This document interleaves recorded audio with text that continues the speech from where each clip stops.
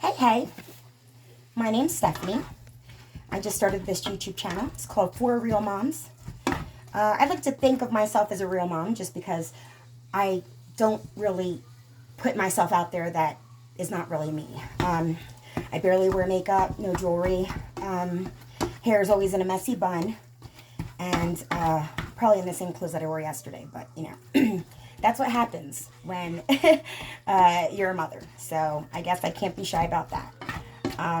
Just wanted to introduce myself a little bit and explain why I decided to do this YouTube channel. First off, I have a 16-year-old daughter. I have an 11-year-old daughter who needs a lot of my time. She's special needs. She's autistic. And then I also have a 1-year-old son. So that's pretty demanding right there. He needs all of my attention, it feels like. I am 38 years old, so I'm not a young mother, but I'm also not an old mother. I do have gray hairs, and I do go through a lot of body changes. But I'm trying to keep this on the positive. So right now, I am currently suffering with postpartum depression. And I don't know what the YouTube criteria is, what I can say and what I can't say, but this is merely for a teaching tool. Being diagnosed with postpartum depression in any form already has a stigma on you. It already makes you feel like you're not going to be a good enough mom and things. And then you add to the fact where we live in Kentucky now, a very rural area, farmlands everywhere, and I don't go out anywhere. I maybe go to the grocery store maybe 3 or 4 times a month, but I'm in the house all the time. So my communication isn't with other adults. But I could tell you exactly how many episodes are in Mickey Mouse Clubhouse, just in case you wanted to know. Recently, I've been having a hard time dealing with this depression, and I thought about it. What would help me the most is probably voicing it out, but not being scared to voice it out. A lot of times when we go for help as mothers, we feel weak. We feel like, oh my gosh, I can't believe I had to ask somebody. You know, it's my God-given duty to go ahead and be a mother. Why can't I just get it right? Well, there was no instruction manual. None. And especially for me, it's harder when you're older.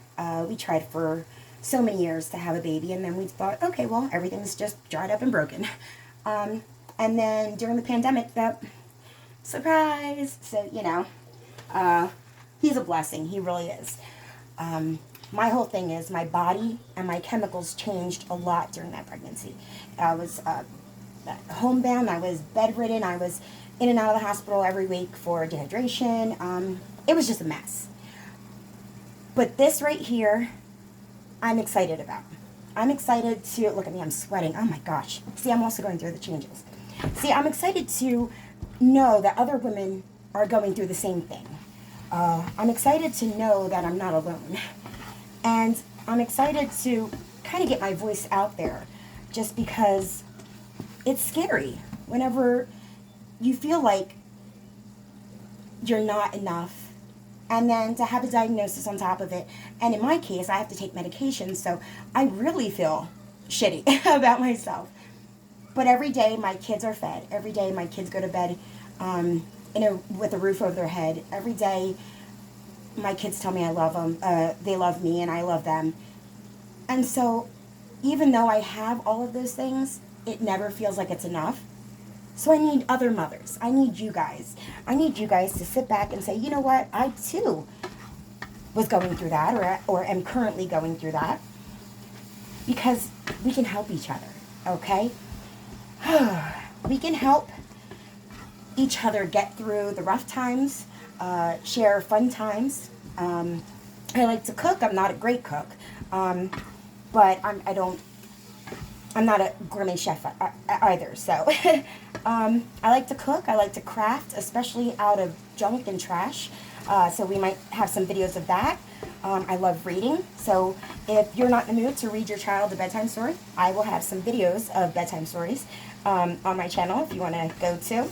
and just basically some tips, tricks, and ideas to get us through the day with some positive words. Every day is different. I'm sure for you guys, there's no routine about it. As much as we try to have a routine, there's no routine about it. So we'll see how long videos can go for. We'll see if I can make some friends out of this.